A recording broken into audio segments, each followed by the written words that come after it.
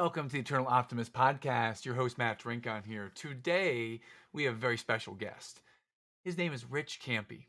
He's the CEO of ProAdvisorCoach. This is the coaching firm I've been working with for the past 8 years.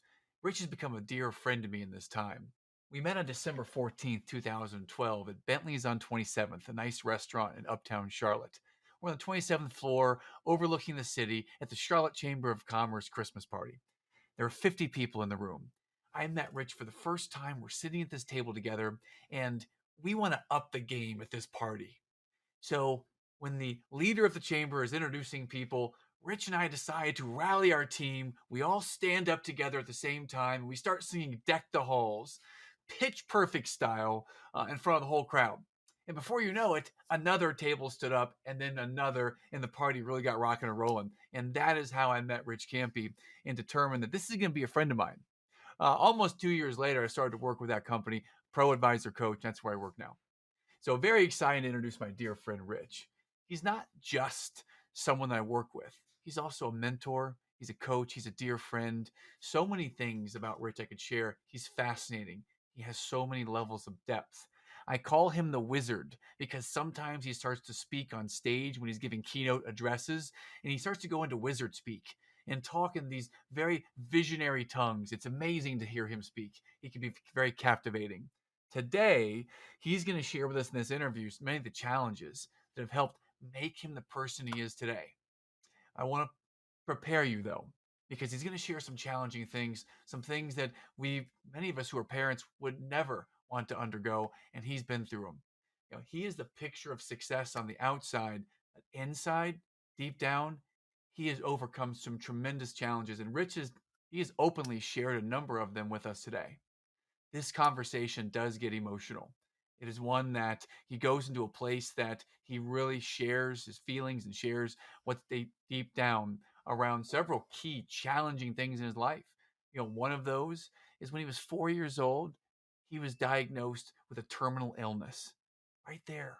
Imagine that and how that impacts the way that you look at things moving forward. His first business that he ran flat out failed, led him to a very deep depression that he had to be nursed out of.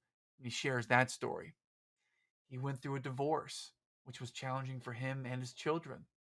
He went through the death of a 33-year-old son just last year.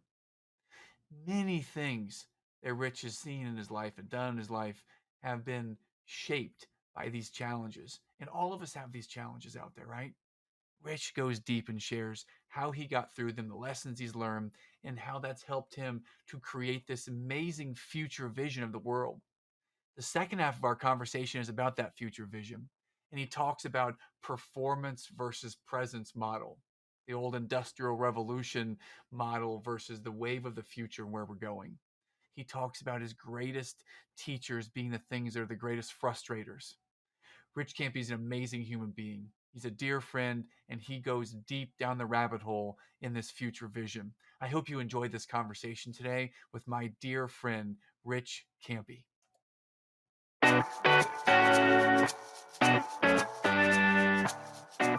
Hello, and welcome to the Eternal Optimist Podcast, the show for optimists by optimists. This is the show for people who see the good in the world and want to make a positive difference in the lives of their families and communities. Each week, you'll hear inspiring stories that will get you thinking bigger and playing more offense in life. With your host and high-performance coach, Matt Drinkon.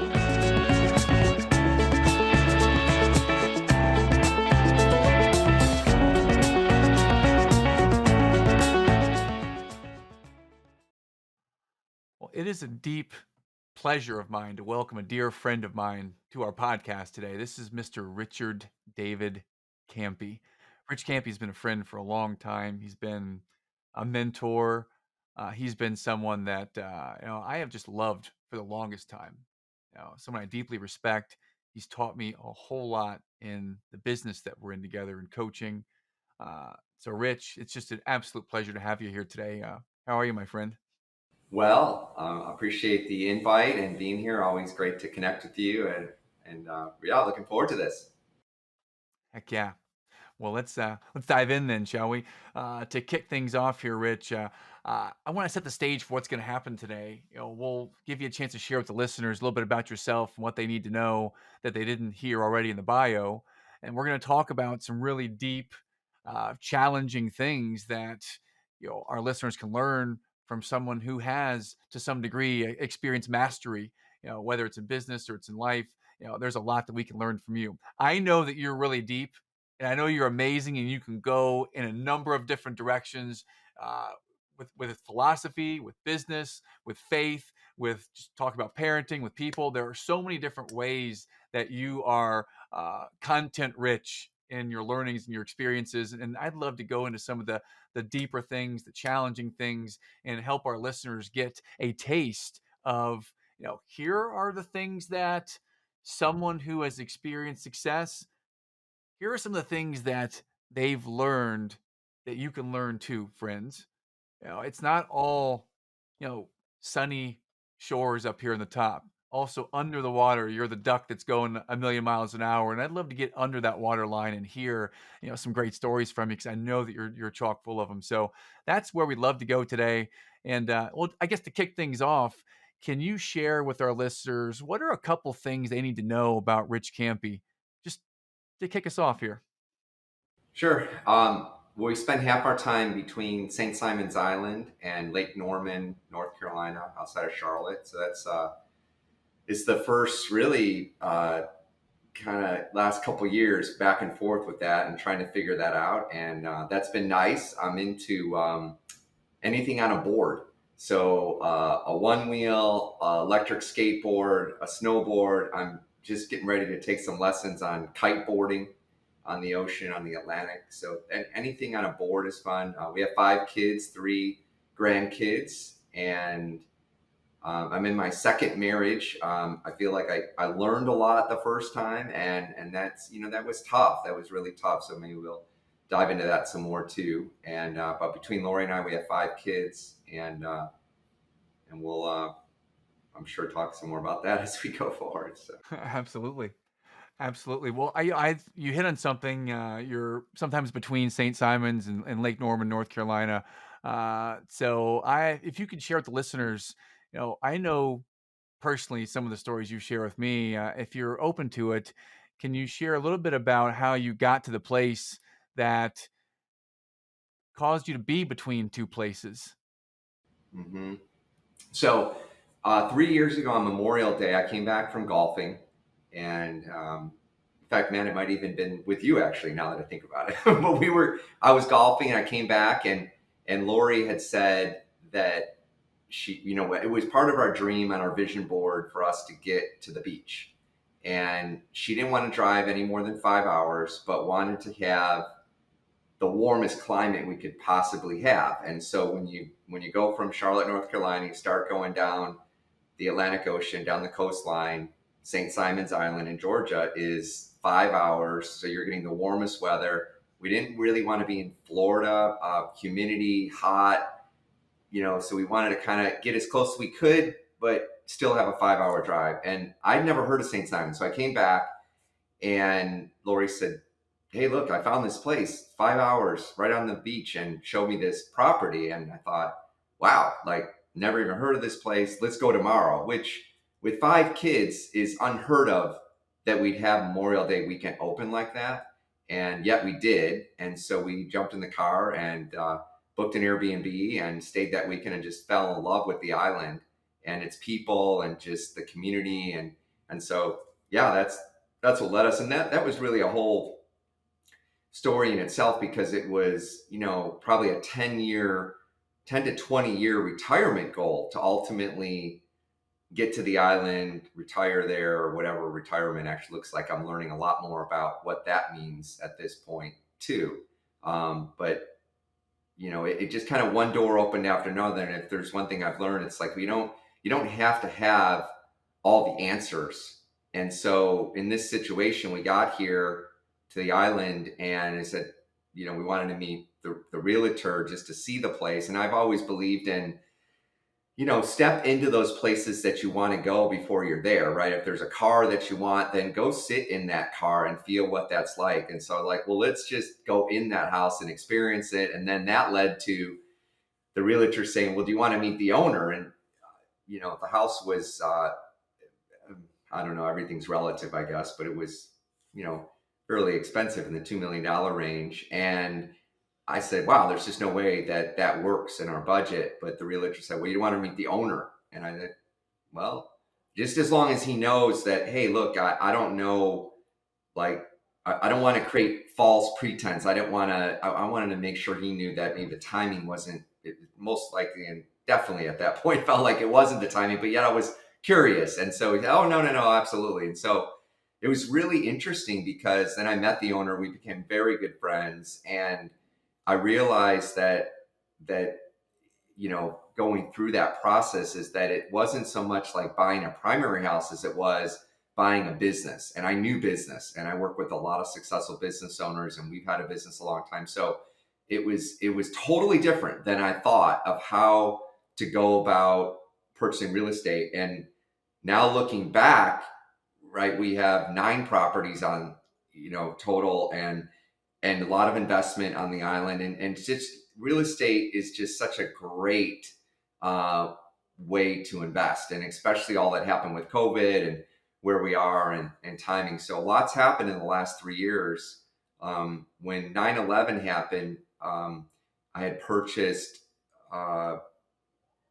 11 properties in Charlotte, North Carolina, and none of them with my own money. I had zero out of pocket for all those properties, all foreclosed on, zero out of pocket. And so I was able to 1031 all of those over to the business, and then kept accumulating properties, along the way. And I really believe in vacation rentals, especially in destination spots, because I don't know, we really love it. My wife Lori's really taken ownership of that, and I can focus more on ProAdvisorCoach, and she's really enjoyed the hosting and the interaction with people from really all over the world. They come to visit, and that's just been such a gift to have that experience. So lots happened in that area of St. Simons and Lake Norman. And then I used to think, I'd be at places, traveled in many incredible places, and I'd always see like this great golf course, and like there's an empty house, and I never see people in the house. And I'm like, why? I don't get that. Right now, I get it, because having money sitting in real estate, even if it's empty, is better than many other places it could sit. And so when you look at it, and even if you're not renting it, just from the appreciation alone and what the real estate market has done and what it could do, it's a great part of diversifying a portfolio for sure. Well, how are you using, say you were in real estate right now, how are you using real estate to drive you forward towards your vision, your dream? Can you elaborate on that, your real estate and your vision and dream? Hmm. Yeah, that's a great question. You get to a point where you realize that, and I guess many would call this retirement, right? But where you realize that your cash flow very conservatively, and of course anything can happen, right? I mean, I don't know. I mean, God's ultimately in control, but you kind of get to a point where you realize that you don't have to work anymore, right? And although many people spend their whole life kind of working towards that place, at least what I found, it's like almost like an uncle, where you're a young kid and they have something behind their back, and you're like, hey, what's behind your back? And he's like, your 5-year-old, 10-year-old, 15, 20, 30, 40. And you keep wondering, what's behind your back? What's behind your back? And then you're like 50 years old, and he goes, guess what? Here it is. And he shows you, and it's like nothing. And you're like, what do you mean it's nothing? Right? I think a lot of times in life, we're pursuing or chasing things into the external world that, I can't wait till I retire, or buy that dream house, or get to go on vacations all over the world, or, do these things. And that's a really interesting space for me as I look at where we are right now, because for me, it's really had to evolve from these little seeds that I had at 18 years old when I first discovered coaching with Tony Robbins. It was like this whole new world opened up to me. I'm like, what? I never learned that in school. I never learned that we have a choice in the way we think, that we can, manage our state of mind, that there were belief systems that successful people have or had, and ways of thinking that were much different. So, kind of back to that vision piece for me, my big vision right now is 12 by 12, which is 12 teams at ProAdvisorCoach with 12 coaches on each team. So, 144 coaches on the team. And that's really, really juiced me up, because it's like, I really want to help leave something behind that can bring that light, that love, that encouragement to the next generations. And, um, just like I received at 18, I mean, it was just such a gift that I want to scream it from the mountaintops, like,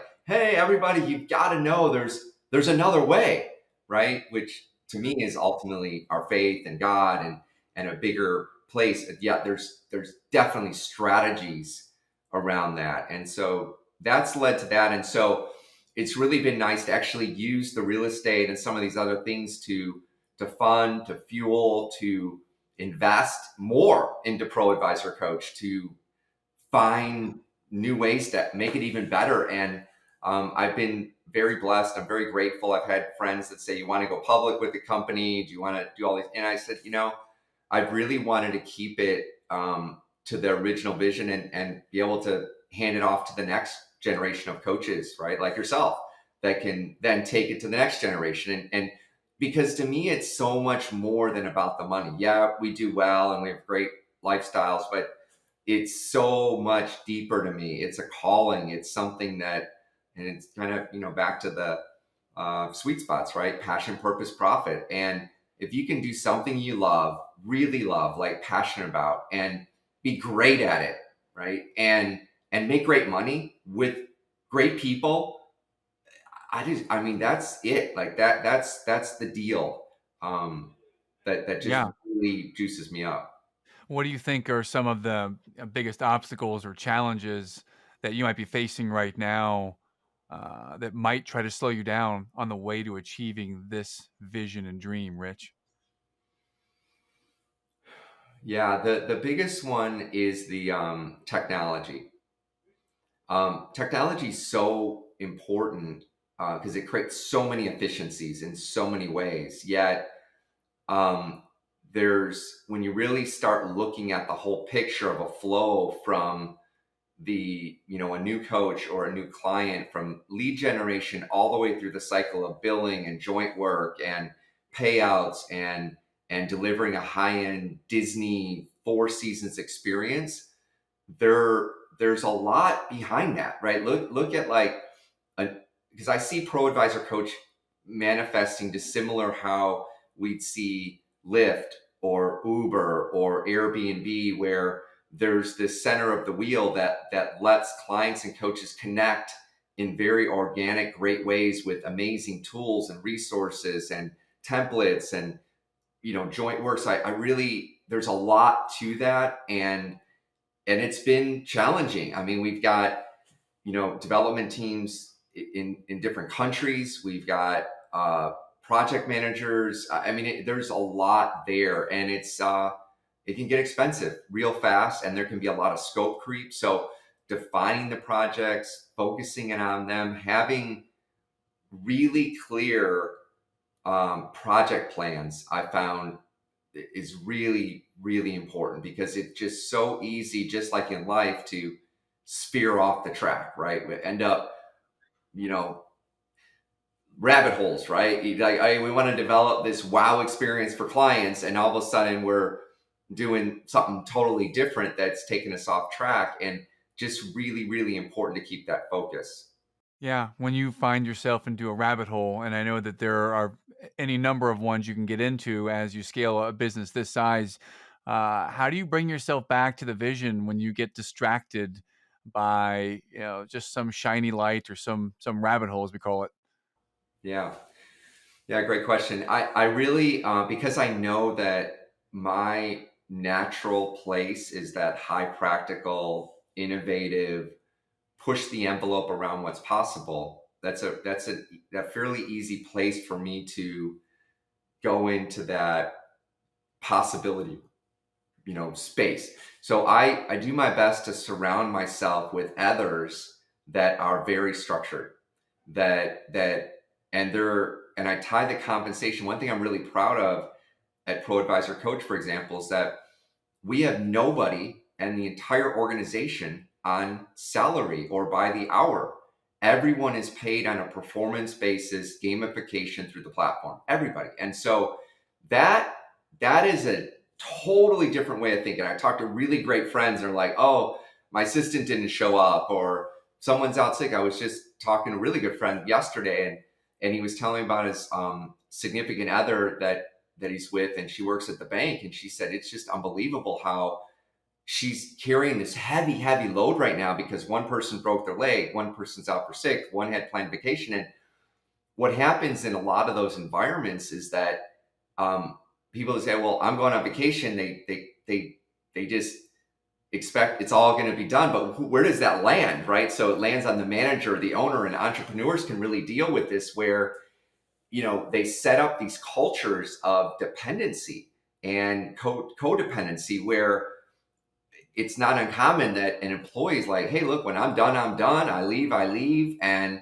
if I get sick, I just call in. If something's going on with the kids, but what if there were 4 or 5 really important things that day that had to be done and the employee gets sick? Well, then multiply that by multiple people. Now, where does all that land?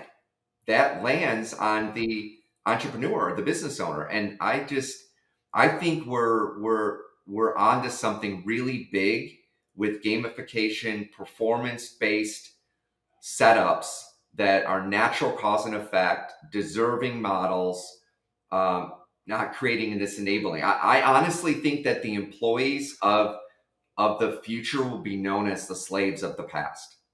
I just think that whole thing is changing. And if someone takes 10 minutes to get something done or 8 hours to get something done, why does it matter? I really don't care. I mean, so performance-based systems has really been big. I love the idea. I love to go deeper into it and talk about the culture of dependency, codependency. I mean, we can see this filtering throughout many places. You can see it all throughout maybe government or other places that are very prominent nowadays. So that, and then the concept of the slaves of the past, that might have some language around it that could be charging to some people. So if you could kind of go a little bit deeper into culture of dependency and that slaves of the past, that feels like something that might need some explanation, please. Yeah. So when you think about, I think that the employee type model worked really well in the Industrial Revolution, right? We needed that. I mean, we had assembly lines. People worked at a company for a long period of time. There was this relationship that was there. The retirement funds and the pensions, and at that time, organizations needed the manpower, and it was just do these tasks over and over and over again. And I believe we've evolved as a race and as a country that people are thinking more, right? They don't want to just follow this widget type path. They want more, and they're demanding more, right? They want to work from places that are like St. Simon's or other unique areas, work from a vacation and have that family flexibility life in place, right? And not have to be at a certain location, not have to punch in. I mean, there's people now that are working remote and they're tracking their hours on the computer. And again, I just think it's more up to the business owners, the leaders, to be clear about the role. It takes more time on the front end, right? But it's so much better because when you think about goals, like an organization, let's say, let's put it into some buckets. Lag goals, lag behind, right? So if you and I, Matt, said, hey, we want to create an apple orchard, we can't just say we want an apple orchard and think that we're going to start that from scratch and show apple trees tomorrow, right? All we got is apple seeds. That's what we have. So they lag behind to grow the trees, to have the trees, to show the apples. It's going to take some time. So lag goals are things that take some time to get there. And when I look at a business, these are things like gross revenue, net income, total employees, retention of clients, um, developing large systems overall. So like things that take time to get to. Well, if you start there, and let's say it's, a goal of whatever that is, $100,000 in net income or $1 billion in net income. It's just whatever that lag goal is. And so many employees on the team, whether it's 100 or 100,000, you start with the end from a company standpoint. What does it look like? Then you break those lag goals down into your leadership team and say, okay, so if we had, $100,000 of, net income, then who on our team owns that, right? So maybe the owner owns 50,000 of the total, and another person owns 20,000, another one owns 20, and another owns 10. You start splitting that up to the organization with the lag. And then where this really hums, like where it takes off, and this is where it's performance based, is that with our gamification platform, and I think it's a great platform, right? And I'm very biased because we created it and it was for this intention. Like we had to create something that didn't exist to track and measure this stuff. But I think you can do it in other ways, because the concept, the principle is that you want to tie together the lead indicators of performance. So give you an example. If we just brought on someone new to the team here recently, and her, well, let's just use her or him. I don't want to call anyone out, but let's just say their targeted compensation for the year is, let's make it 60,000. Okay, so we know the targeted comp is 60,000. So that's $5,000 a month that we have available that they can earn, right? So now we define the most important things that have to be done consistently every week that will give us the best chance to achieve the lag, right? So in this particular situation, there's some strategic projects that I really want to get done. So we said, all right, here's your strategic projects. What are the things that we could do consistently that are going to give us the best chance to achieve them? And then we define those, and it drives what we call an avatar health. So in this case, there's 7 things every week that have to be done. Things like meet with our development team with a project plan and a follow-up email every time. I know if we have a project plan and we have a follow-up email and those meetings are happening, great things will happen with that project, right, to complete it. Another one on that list might be to have one call weekly with one of our coaches on the team to gather information and learn, to do evaluation of how we can make the company better, right? So anyway, we define 7 of those, and if those are completed, there's a percentage completion which drives the avatar. So let's say at the end of the month, avatar health is 90%. Then he or she would get 90% of the 5,000 for that month. Now, watch what happens. I don't care if all that happens in one day. I don't care if it happens in 7 days. I don't care what time it happens. I'm able to create ownership versus another word that I just don't like anymore, and I used to love it, is accountability. It's no fun to drag someone up the hill. I don't want to be dragged up the hill. Now, there are places it's valuable. I know for myself, I love working out.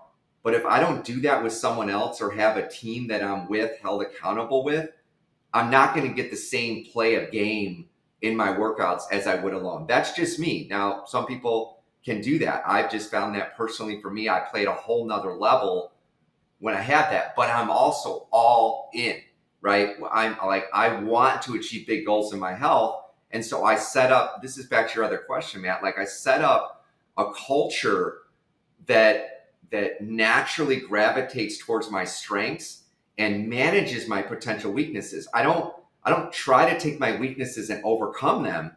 I just put a culture in place that makes sure that I'm protecting against those so they can't get me as easy. Where early on, before I didn't know what I didn't know, I would land in a lot of traps because I'd have this very, innovative thinking, visionary thinking, and not realize, oh, it's really, really important that you have tight financials in place. It's really, really important that you have process, systems, procedures.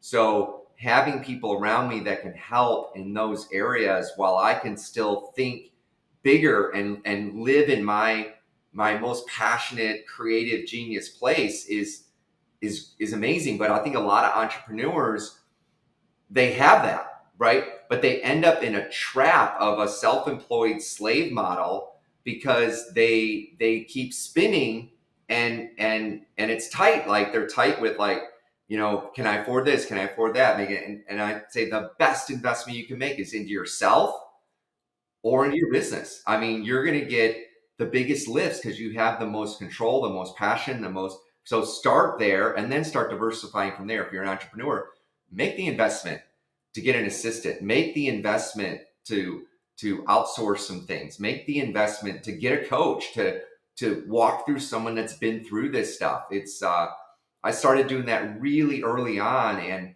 now I look back and I look at my vision boards from back then or my journals, and it was like these crazy dreams that are now reality. And I'm like, wow, it's just because back then it was all operating on faith. It's like I believed it could happen, but now it actually happened, and now I'm having to come up bigger, bolder goals of what's possible.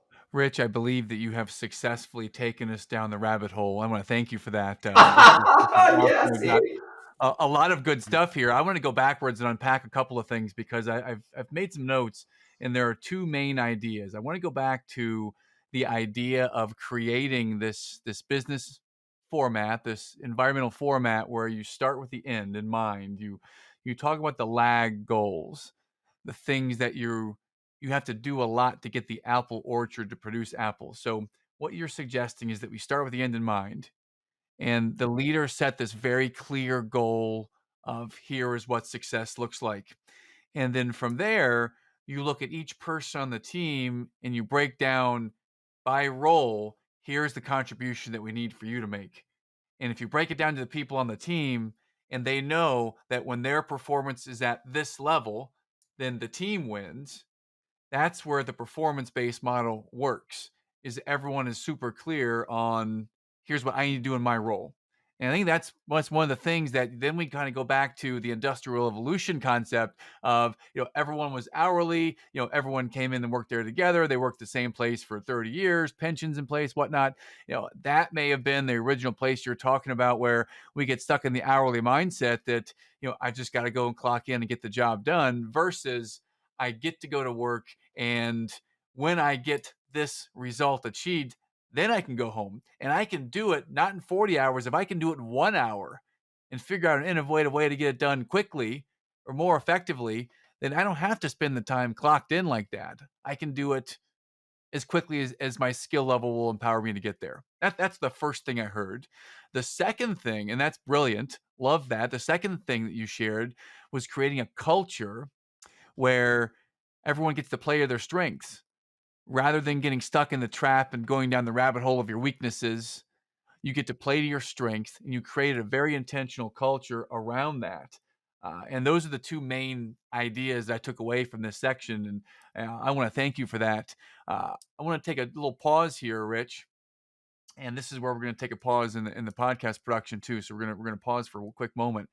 I'm now going to go back to the very beginning, because we never talked about the greatest challenges. We went straight to your vision. We went to real estate and went to vision. So we just recorded the second half of the show. So Rich, I'd like to ask you about challenges and things you've overcome. And I know you've overcome quite a few things. Can you share with our listeners, maybe a list out the top few challenges, and then I'll ask you some questions around one or two of those and kind of get as deep as you're comfortable getting with some of these challenges. I think it first starts with, and I didn't realize this till as of late, but when I was a young kid, I was diagnosed with cystic fibrosis at age 4. And the doctors gave me a year, 2 years at the most to live. And I remember my mom saying, we have to accept this. Like, this is what it is with my dad. And I remember my dad staying up late, screaming to God, saying, this is not an option. And I remember I didn't want to inconvenience my parents. So, because I would be throwing up most nights, I remember throwing up into the heating vents because I didn't want to have my mom she was already so tired, and I just didn't want to put that burden on her. So I'd throw up in the heating vent in my bathroom so that she didn't have to clean it up. And then I remember later realizing that created a big smell. It made a much worse situation than I realized. But I thought I was doing the right thing. I really was doing it because I didn't want to put that burden on her. Yet it created more of a burden because then we had to create a major smell through the house. We didn't know where it's coming from. And later, that I was misdiagnosed, and it wasn't cystic fibrosis. So I remember meeting with other kids that had cystic fibrosis that were going to die. And and I remember my parents saying in the hospital, we're going to go on a trip around the world with you. They're going to take everything they had available to them to take me on a trip around the world before I died. And um, I just that and then it turned out to be severe allergies.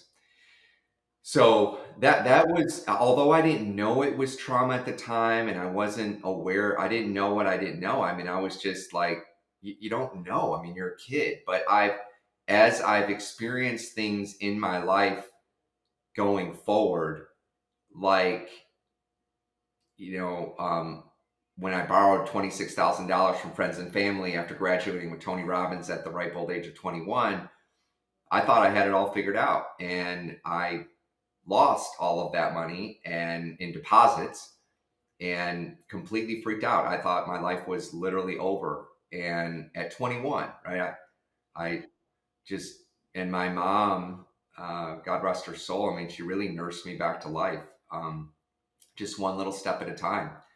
And she just, like, one day rubbed my back, because I was living in my friend's couch, and she's like, come home, come home. I'm like, no, I can't. I failed. And I finally went back and crawled in the bed, pulled the sheets, covers over my head, and she rubbed my back, and she's like, if you can just do me one favor. And I said, okay, Mom, what? She's like, can you just get up and brush your teeth? Your breath smells. Like, fine. I get up, I do that, and then I'm right back in the bed. And the next day it was like, can you do me one more favor? Okay.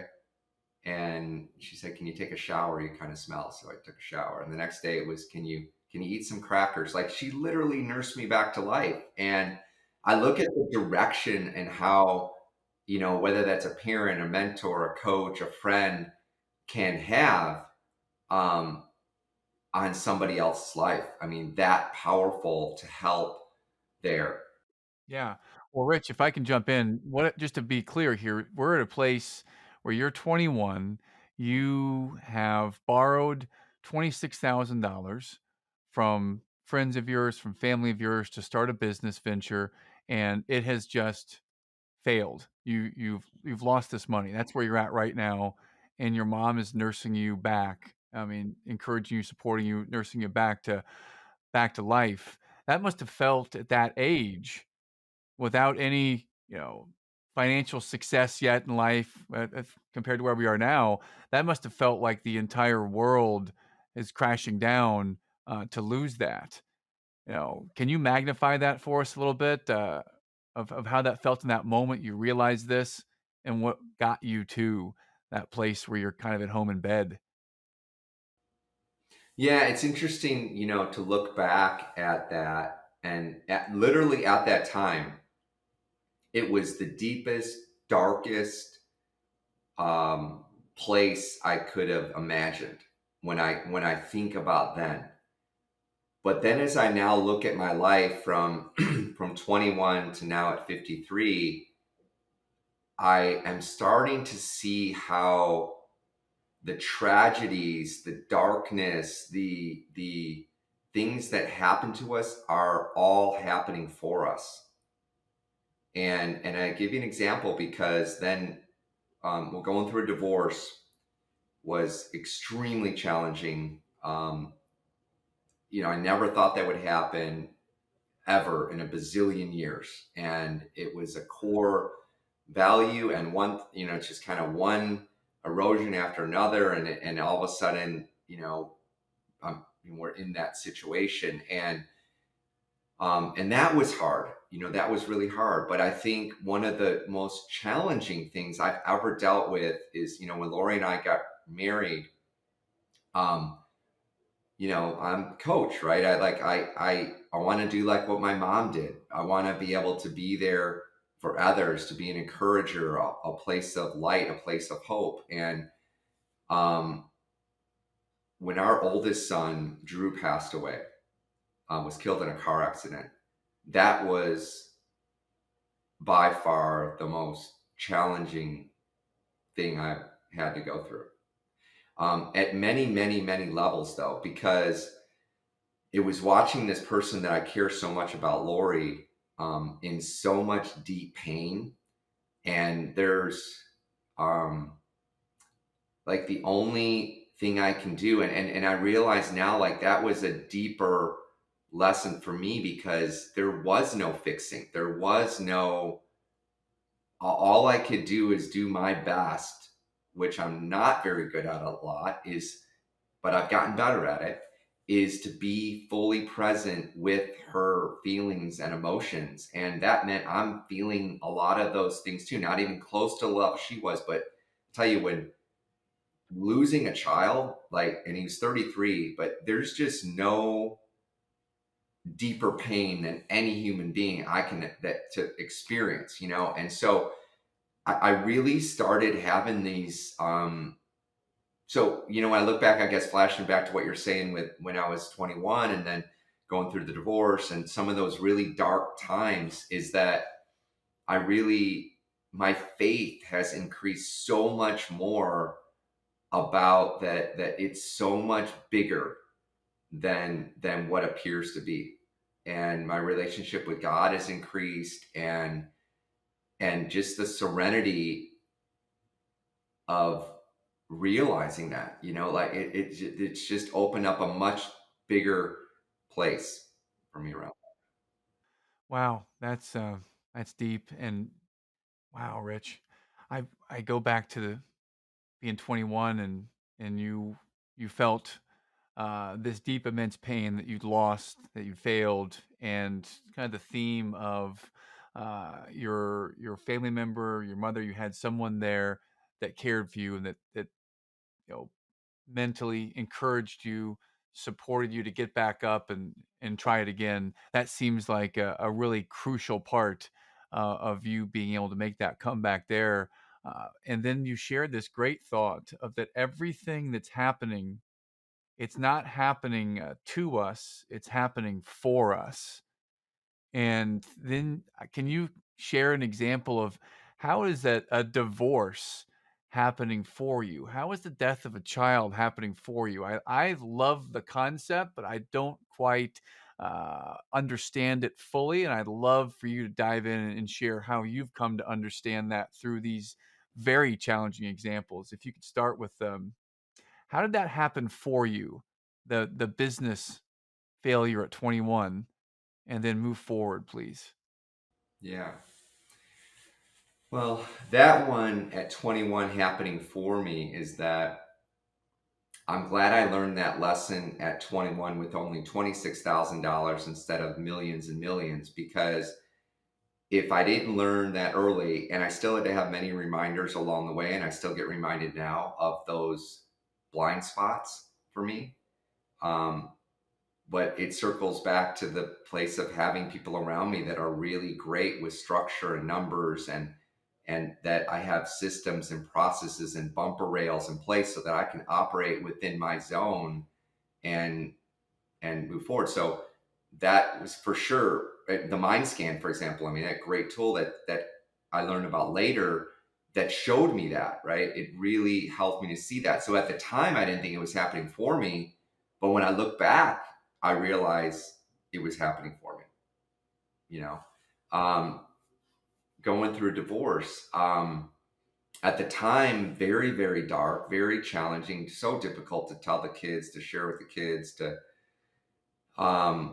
and happening for me is that I had to really do some deep soul searching on, when I remarried. I was having a lot of the same kinds of challenges that I had when I was married the first time. I thought, what is going on? And that helped me to realize that I was the common denominator. There were some deeper things within myself and the way I was looking at relationships or roles within a relationship and partnership that I had to learn. And I went through a lot of counseling and a lot of soul searching to um, to strengthen my own depth of what was going on within me and how I could be a better husband, a better leader, a better father, a better man. I had to work on myself, right? And so, although it was dark, I think those times, um, you know, are happening for us for our own awakening, for our own spiritual awakening in our journey. I want to pause and just appreciate you for a moment, Rich, of having well, now the reflective ability to share that with the audience. That's a super important point that when you're challenged in some way, you looked at yourself and you looked at how can I strengthen me and what's the common denominator in some of these challenges I'm having. And relationally, you had to look at yourself. And that's where so many people don't do it. They don't look at themselves. They always look externally and see the problem is with them. It's not in me. The problem is, the government did this to me. The problem is the other person did, the other driver, the other da da da. And your approach is to look inside yourself, and you went so far as to get counseling, to get coaching, to work on you. And I want to appreciate you for that. That's a major nugget I hope our listeners pick up is look at yourself first and strengthen myself in these areas. So if you could pick it back up, the divorce was challenging. You worked on you, and you come to this place a number of years later, where you had shared the challenge of losing your son when he was 33. Can you go to that, if you're able to go to that, and talk how that may have happened for you, and the things that you take away from that to this day? Yeah. Um, yeah, it was interesting. What was really tough on that one is you start um, thinking like, could I have done this? Could I have done that? Could I have done, you start playing these games, like taking blame, right? Like, um, when anything happens so tragic like that, like we just want it to go away. And, um, I start thinking like, well, maybe, because it was at night, he was driving back, from a catering. He was the passenger in the car. And I started thinking like, oh, gosh, maybe if I would have called him that night, or why wasn't he with us during that time? Or, what if you start going down this path? But, um, what's really helped me to even get through this, right, is, um, again, my faith has increased exponentially. But what it's also done, I feel like, even though it's been really, really challenging at times, right, it's expanded my ability to feel and have empathy at another level. Like there's nothing to fix with Lori or anybody else for that matter. Nobody is broken. It's just around love and grace. Like, and I'm starting to get, so what it's done for me, how that served me, is for me to be a better example of love and grace, of what God is showing us. And I think you can go like even getting mad at God, right? Like, how can God do this, right? If God's timing is perfect, how can something tragic happen? How can someone die when God, like, that doesn't make sense, right? What kind of God is that would allow pain, suffering? But even when you look at what was happening with the disciples around the table, he already knew that Judas was going to betray him. God, his father, Jesus' father, knew that Judas was going to betray him. He said, I will give the bread. Whoever drinks this cup will betray me. Even Peter, one of his best, most encouraged, most energetic disciple, Simon Peter, he said, you're going to deny me 3 times. And Peter's like, no way this will happen.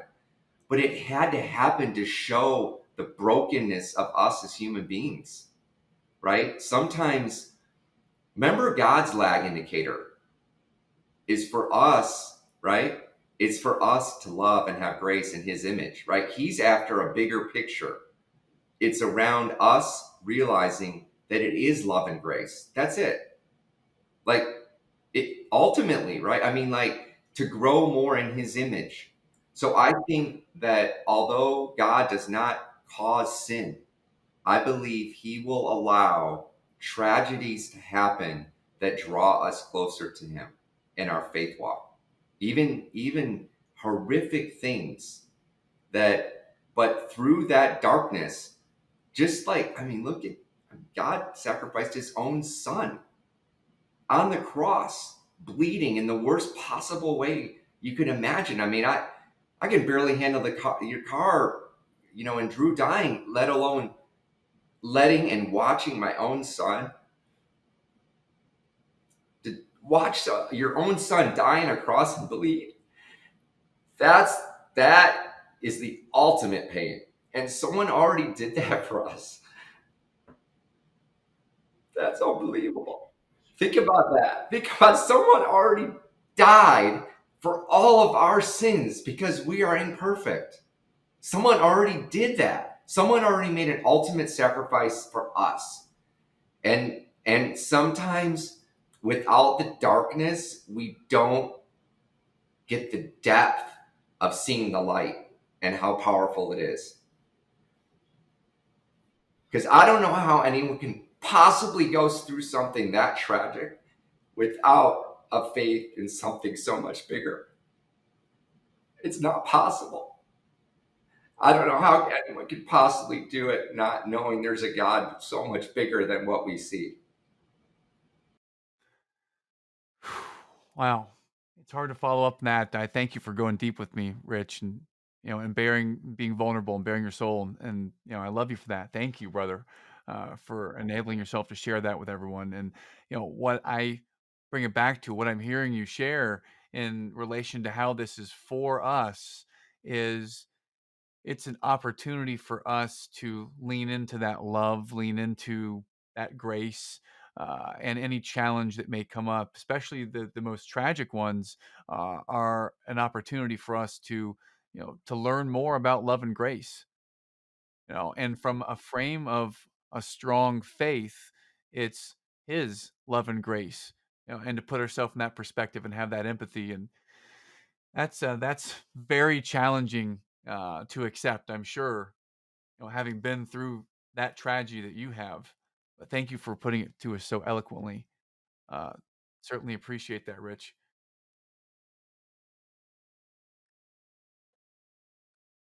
So 51 minutes and 9 seconds, we'll do a pause. And now, Rich, I'm going to take you, holy crap, wow. Um, Thank you. I'd like to take you to the wrap up.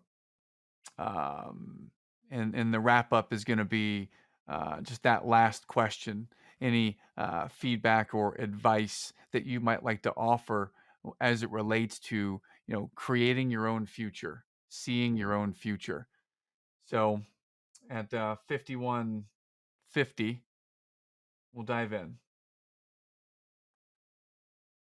Thank you, Rich, for being here today. Certainly appreciate it, brother. We've gone very deep today, and I'd like to go to a place now to wrap up with a question. Any advice you can offer our listeners on creating your own future and moving confidently in that direction? Yeah. I think the first thing on that, Matt, is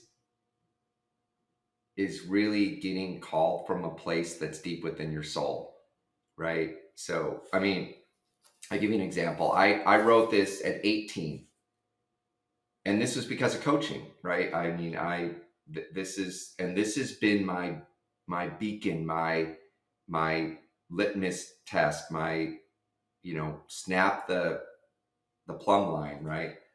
I know that the purpose of my life is to live a healthy, vibrant life full of passion, love, and ecstasy for all of God's creations, to give, receive, and accept abundance with open arms while constantly and consistently growing and expanding my identity about what's possible in an infinite universe overflowing with miracles, opportunities, and possibilities. My life work is to live a healthy, vibrant life full of passion, love, and ecstasy for all of God's creations while helping people reach their true potential, whatever that might be for them. So that was my, and I guess my point on that is because I think one of the biggest failures in this life is to have success without fulfillment. It's why so many people, retire and then they're watching TV all day or drinking or, just because they lose their purpose, their significance. And so I think the earlier we can start with creating a beachhead, a stake in the ground of what are you called to do in this lifetime.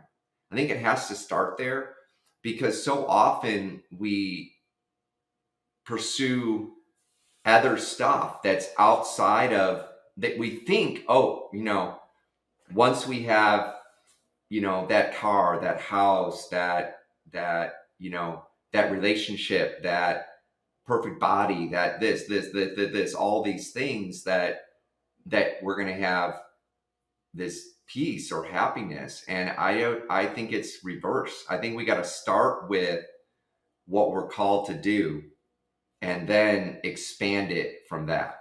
And then that's the real blessing. Now, don't get me wrong. I love great toys, planes, houses, cars, boats. I love all that. House. I love all that. I love travel. But I just think if you're not following your calling, then, so it's got to start there. Now, once you get that, then apply the principles, and you may not have it right away. Some people don't get it in their lifetime. That's okay. But you can do things to find it. But once you get it, if you do get it, or you think you're close, or you might not be there at all, just keep taking one step in front of the other and operate from love and grace for yourself, right? Knowing that God gave it to you, love and grace for yourself, because you can't give what you don't have. So if you don't have love and grace for yourself, knowing it comes as a free gift, free from God to us, then we can give that to others is the love and grace. So establish the purpose, then that, and then follow, like, the stuff that we always talk about, Matt, right? Take ownership. I look at like the people in my life that I have the biggest frustrations with are all my greatest teachers. They're there happening for me, not against me. They're there to help me be my very best, right? And so when I get tweaked in a way from a conversation with somebody or some situation, that I have to go to myself and say, what am I learning from that? Where is my opportunity to grow in my faith and my discernment? Because if it's not love and grace, it's just sharpening me to create more love and grace, right? And so yeah, I would say define your purpose the best you can. If you don't have it, fine, just take next steps and then apply the Lagley lift concept of gamification, right? And take ownership for anything you're feeling, that anything that's happening outside of you that rubs you the wrong way or creates discomfort, those are all your best teachers. Learn from them, every one of them. They're there for a reason. There's nothing happening accidentally. Everything's happening exactly the way it should. Wow. Wow. I took some notes. I have been on a roller coaster with you in this discussion, Rich. I've over here trying to keep together when you're talking about some of the challenges and tragedies, and then I'm getting real technical with you when you're talking about, the lag lead lifts, the gamification, the performance and presence model that we're building towards in the company. And now taking your advice, I thank you. Thank you so much for offering a number of different levels today. I love you, man. I appreciate you coming on today. Thanks so Yeah. much. Look forward to All next right. time when we connect. Sounds great. Love you, Matt. You're awesome. Keep on rocking, brother. Appreciate you, brother. All right, man. I'd love to invite you to fast forward into the future and look forward a year from today. Let's say that it's April 15th, 2023. And let's say that things have progressed the way that you would like them to, that you've achieved goals, you've realized a level of awareness or relational bliss or financial success, spiritual fulfillment, any bucket that you'd like to share. I'd love to ask you to curate a message to yourself and congratulate yourself and say, well done, Rich. You've done well, and here's what we've done together in the next or over the last year. So I'd like just to invite you to take 30 seconds, 10 minutes, whatever time you feel is right to share a message with yourself on what we've achieved together, you and Rich Campe for the next year. All right. So, hello, future Rich, to past Rich, whatever that would be. It's 1 year from now, and just finished up a great conversation with Matt. And here's some things that'll be in play a year from now. Is number one, great job, good and faithful servant. You've held the line on the core things: your relationship with God, with family, with the kids. You've strengthened all those places: relationship with Drake, Lawson, with Camden, with Eden, with the grandkids. You're spending more time there. You're golfing more. How do you like that? Pretty cool, right? Playing a lot more pickleball. The company is growing exponentially with or without you. It's actually happening. Nice job. And you're able to really soak up the fruits of all that hard work that you've been doing for a long time. So nicely done. And I know you're in great shape as you're moving down this path and still enjoying your morning times with God and meditations and a lot more dates and quality time with Lori, discovering, even have done some travel at this time. So nice job on all that. And Matt's crushing it. And that's exciting to see. In fact, he's probably even building his own team by this point. I know it's miracles happen. It's true. And yeah, so nice job. Way to go.